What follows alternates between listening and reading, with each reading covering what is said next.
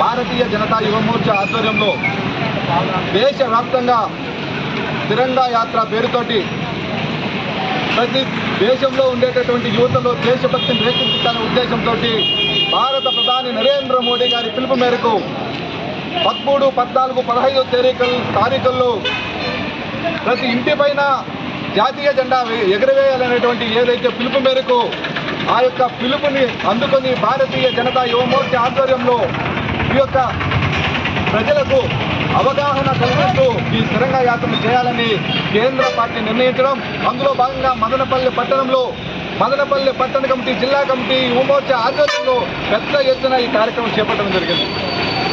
ప్రజలారా ఆలోచించాలి, గతంలో పరిపాలనలో ఏ విధంగా ఈ దేశానికి నష్టం జరిగింది.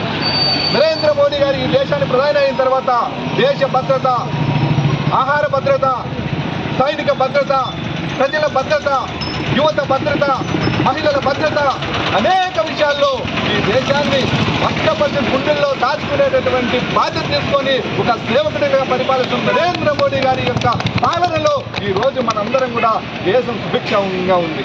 అటువంటి నాయకుడి మార్గదర్శనానికి, అటువంటి ఇచ్చినటువంటి పిలుపుకు ఈ రోజు దేశంలో ఉన్నటువంటి పార్టీలకు అతీతంగా, కులాలకు అతీతంగా, ప్రాంతాలకు అతీతంగా అందరూ కూడా ఈ రోజు నరేంద్ర మోడీ ఏ మాట చెప్తాదో దాన్ని అనుసరిస్తామని ప్రజలు భావిస్తున్నారు.